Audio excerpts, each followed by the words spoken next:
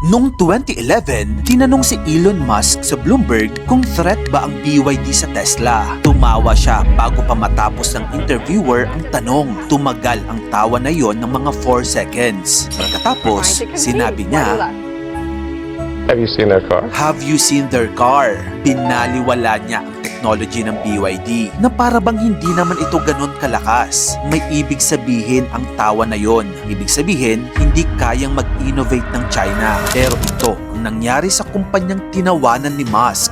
Noong 2008 pa lang, nag-invest na ang heavyweight investor na si Warren Buffett ng $232 million sa BYD. Kalaunan, nalampasan na ng BYD ang Volkswagen bilang best-selling auto brand sa China. Dito naman sa Pilipinas, pagmasdan mo ang ating mga kalsada, padami na ng padami ang naka-BYD. Eventually, nalagpasan na rin ng BYD ang Tesla na pagmamayari ni Elon Musk pagdating sa global EV sales noong 4th quarter ng 2023. At ngayong taon na to, ang Bloomberg clip na yon ay parang fossil record na. Isang maliit na ebidensya na ang pagtawa na iyon ni Elon, as they say in English, age like milk.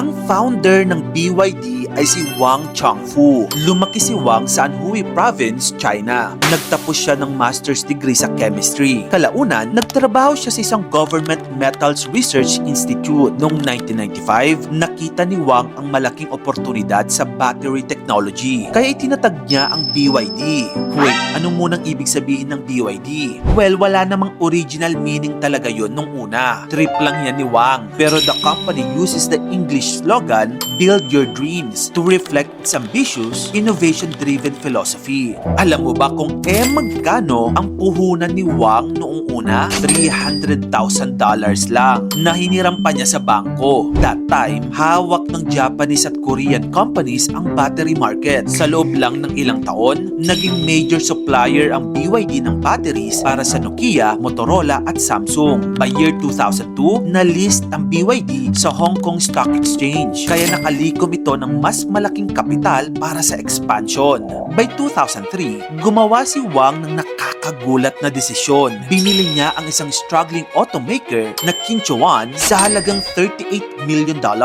Maraming tao ang nagduda, pero iba ang nakita ni Wang. Nakita niya ang future, electric vehicles. Dahil expert na siya sa pagmamanufacture ng baterya, naisip niya, what if isaksak ko ito sa kotse? At gumawa ng affordable EVs para sa mass market. And it turns out, brilliant idea yon.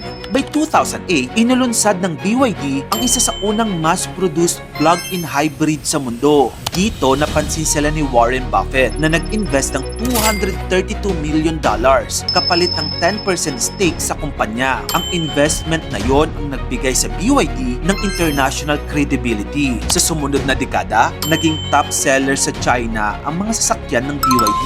Kasabay nito, aggressive ring pumasok ang kumpanya sa commercial EVs, kaya naging malaking puwersa ito sa electrification ng public transport sa buong mundo. Ngayon, nasa tuktok na ng EV industry ang BYD. Nalagpasan na nila ang Tesla. Gumagawa sila ng mga sleek at tech-forward models tulad ng Seal at Sea Lion. Actually, noong 2024 lang, nakabenta ang BYD ng more than 4 million vehicles sa loob lang ng isang taon. At kumita ito ng $100 billion in revenue. At si Wang Xu naman ay tinatayang may personal net worth na $26 billion. Mula sa isang simpleng battery startup, mula sa tinawanan ni Elon hanggang sa pagiging world leader sa electric vehicles. Kung gusto mo pa na magayto pang klaseng content, i-follow mo na ako. Maraming salamat sa panonood mga kamagkano.